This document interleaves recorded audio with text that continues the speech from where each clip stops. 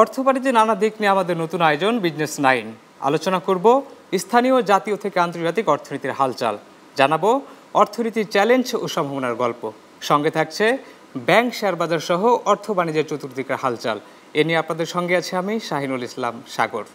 August মাসে সার্বিক মূল্যস্ফীতি 8.29%, যা 37 মাসের মধ্যে সর্বনিম্ন।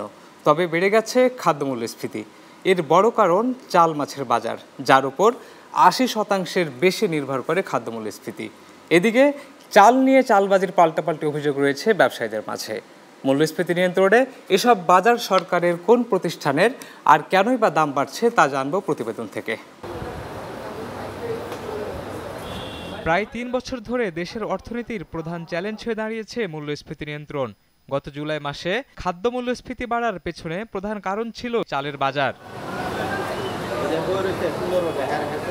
এদিকে সার্বিক মূল্যস্ফীতি কমলেও মাছ ও চালের বাড়তি দামে ভুগছে সাধারণ মানুষ। পরিকল্পনা কমিশনের তথ্য বলছে, খাদ্য মূল্যস্ফীতিতে 83% বেশি অবদান রাখছে এই দুটি পণ্যের বাড়তি দাম। এদিকে বাজারে কোনো কারণ ছাড়াই ভরা মৌসুমে বাড়ছে চালের দাম। ব্যবসায়ীদের অভিযোগ, মজুত নীতিমালা তোয়াক্কা না করে অসাধু মজুতদার ও কর্পোরেট চাল ব্যবসায়ীরা কৃত্রিম সংকট তৈরি করে দাম বাড়াচ্ছেন।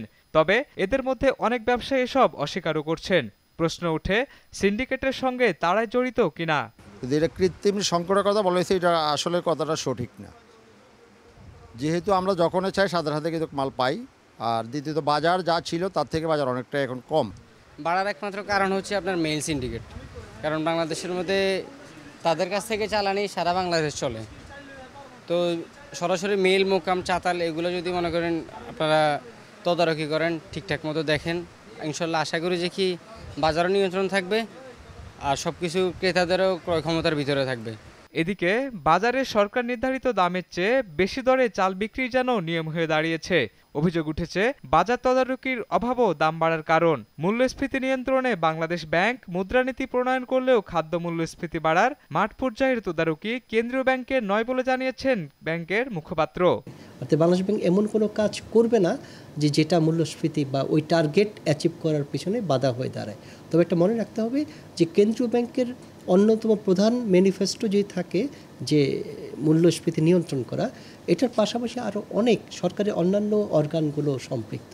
অর্থনীতিবিদরা মনে করেন, সার্বিক মূল্যস্ফীতি কমলেও ভরা মৌসুমে চালের দাম বাড়াটা উদ্বেগের। জানান, বাংলাদেশ ব্যাংক সহ সংশ্লিষ্টদের মূল্যস্ফীতি নিয়ন্ত্রণে সমন্বিত পদক্ষেপ গ্রহণ করা উচিত। মনিটারি পলিসি টুলসের সাথে আমাদের যে সাপ্লাই চেইন ম্যানেজমেন্ট রয়েছে, আমাদের যে রাজস্ব নীতি রয়েছে, আমাদের যে কর কাঠামো রয়েছে, আমাদের যে বাজার নীতি রয়েছে, সবগুলোর ভিতরে একটা আপনার সমন্বয় থাকতে হবে। এদিকে ভারত থেকে আমদানির প্রভাবে দেশের বাজারে চালের দাম কিছুটা কমেছে, কিন্তু দেশে উৎপাদিত চাল বাজারে কতটা ভূমিকা রাখছে সে প্রশ্নই থেকে যায়। ভরা মৌসুমে চালের দাম বৃদ্ধি নিয়ে ক্রেতাদের অভিযোগ দীর্ঘদিনের। বর্তমানে এটি পরিস্থিতি কোন পর্যায়ে রয়েছে সেগুলো জানার যে হিসেব, সেটি নেওয়ার জন্য মূলত মাঠ পর্যায়ে আসার পর যেটি জানা গেল যে মিলার এবং যারা ব্যবসায়ী রয়েছেন তাদের কৃত্রিম সংকটের কারণে বাড়ছে চালের দাম, এমন অভিযোগও ক্রেতাদের রয়েছে। শাহিনুল ইসলাম সাগর, চ্যানেল 9, ঢাকা। প্রায় 3 বছর ধরে দেশের অর্থনীতির প্রধান চ্যালেঞ্জ হয়ে দাঁড়িয়েছে মূল্যস্ফীতি নিয়ন্ত্রণ। এসব নিয়ে আরও বিশ্লেষণ করতে চাই। এ নিয়ে সার্বিক ও খাদ্য মূল্যস্ফীতির বিভিন্ন সময়ের চিত্র জানিয়ে দিতে চাই। সার্বিক মূল্যস্ফীতির যে চিত্র সেখানে আমরা দেখতে পাচ্ছি, জানুয়ারি 2025 সালে যেখানে ছিল 9.94%, সেখানে পরবর্তীতে কমতে কমতে আমরা দেখতে পেয়েছি সেটি নেমে এসেছিল 8.48%, যেটি জুন মাসে। পরবর্তীতে জুলাই মাসে আবার সেটি বাড়তে থাকে। খাদ্য মূল্যস্ফীতির ক্ষেত্রে আমরা দেখছি 2025 সালে জানুয়ারি মাসে সেটি 10% ছাড়িয়েছিল। পরবর্তীতে মাসগুলোতে আমরা দেখতে পাই সেখানে 10% নিচে রয়েছে। শেষ যে মাস অর্থাৎ গত আগস্ট মাসে সেটি দাঁড়িয়েছিল 7.60%। বিমানে ব্যবহৃত জ্বালানি জেট ফুয়েলের দাম কমিয়েছে Bangladesh energy regulatory commission BERC। বুধবার থেকে নতুন দাম কার্যকর করা হয়েছে। BERC ঘোষিত নতুন দামে দেশের অভ্যন্তরীণ ফ্লাইটে জেট ফুয়েলের লিটার প্রতি দাম 99 টাকা 66 পয়সা থেকে কমিয়ে 96 টাকা 9 পয়সা করা হয়েছে। অন্যদিকে আন্তর্জাতিক ফ্লাইটে জেট ফুয়েলের লিটার প্রতি মূল্য $0.6502 থেকে কমিয়ে $0.6333 নির্ধারণ করা হয়েছে। এর আগে গত আগস্টে জেট ফুয়েলের দাম বাড়ানো হয়েছিল। পোশাক শিল্পের আমদানি রপ্তানি কার্যক্রম সহজীকরণ ও হয়রানিমুক্ত করার জন্য এনবিআরের প্রতি আহ্বান জানিয়েছেন বিজিএমইএ। এজন্য 7 দফা প্রস্তাবনাও দিয়েছে প্রতিষ্ঠানটি। এনবিআর আয়োজিত মিট দ্য বিজনেস শীর্ষক মতবিনিময় সভায় এসব প্রস্তাব দেওয়া হয়। বিজিএমইএর প্রস্তাবগুলোর মধ্যে রয়েছে নন বন্ডেড প্রতিষ্ঠানের জন্য ব্যাক টু ব্যাক এলসি সুবিধা চালু ও বন্ড লাইসেন্সের বাধ্যবাধকতা বাতিল করা। এছাড়াও কাঁচামাল আমদানির প্রক্রিয়া আরও সহজসহ ওয়াশিং, প্রিন্টিং, ডাইং ও এমব্রয়ডারির কাজের মতো এসব প্রতিষ্ঠানের ক্ষেত্রে ভ্যাট অব্যাহতি প্রদান চেয়েছে। এ সময় ব্যবসায়ীরা ওভেন গার্মেন্টস উৎপাদনে অপচয়ের হার বাস্তবতার সাথে সামঞ্জস্য রেখে পুনর্নির্ধারণের দাবি তুলে ধরেন। একই অনুষ্ঠানে এনবিআর চেয়ারম্যানের কাছে মাঠ পর্যায়ের কর্মকর্তাদের বিরুদ্ধে হয়রানির অভিযোগ দেন ব্যবসায়ীরা। শেয়ার দরে কারসাজির সঙ্গে সংশ্লিষ্টতার কারণে 6 ব্যক্তি ও 1 প্রতিষ্ঠানকে 44 কোটি 40 লাখ টাকা জরিমানা করেছে নিয়ন্ত্রক সংস্থা Bangladesh securities and exchange commission BSEC. বিএসইসিতে অনুষ্ঠিত 972তম কমিশন সভায় এসব সিদ্ধান্ত নেওয়া হয়। অভিযুক্ত প্রতিষ্ঠান ও ব্যক্তির তালিকা রয়েছে নিউ লাইন ক্লদিংস লিমিটেডের রিয়াজ মাহমুদ ও আবুল বাশারকে জরিমানা করা হয়। প্রতিষ্ঠান হিসেবে 4 কোটি জরিমানা করা হয়েছে সরকারের প্রিন্টিং অ্যান্ড পাবলিশিংকে। এছাড়া আরও 4 ব্যক্তিকে বিভিন্ন টাকার অঙ্কে জরিমানা করা হয়েছে। লালচিনি জিআই স্বীকৃতি পাওয়ায় আখ চাষে স্বপ্ন বুনছেন কৃষকরা। বাজারে চাহিদা বেশি থাকায় ভালো দামও পাচ্ছেন তারা।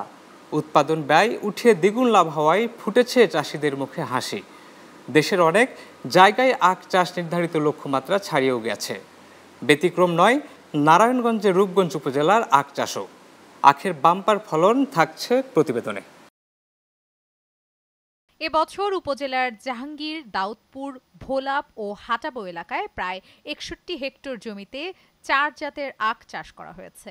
আখকে বর্ষাকালীন একটি লাভজনক ফসল হিসেবে ধরা হলেও গত কয়েক বছরে এর আবাদ কমে আসে। কৃষকেরা জানান, নারায়ণগঞ্জের রূপগঞ্জ উপজেলায় এবছর আখ চাষে বাম্পার ফলন হয়েছে। আগে গ্যান্ডারির দর আর এখনকার গ্যান্ডারির দর, গ্যান্ডারি এখন বালু দর, ওই বালু রেট ওই কিন্তু ফলন কম। গ্যান্ডারি আমি প্রায় লাখ 2 টাকার মতো বিক্রি করেছি। গ্যান্ডারি আমার মনে করেন যে 50,000 টাকার মতো বিক্রি হইব। তারপরে কবি করছি, কবিও মনে করেন 30-35 হাজার টাকা বিক্রি হইব।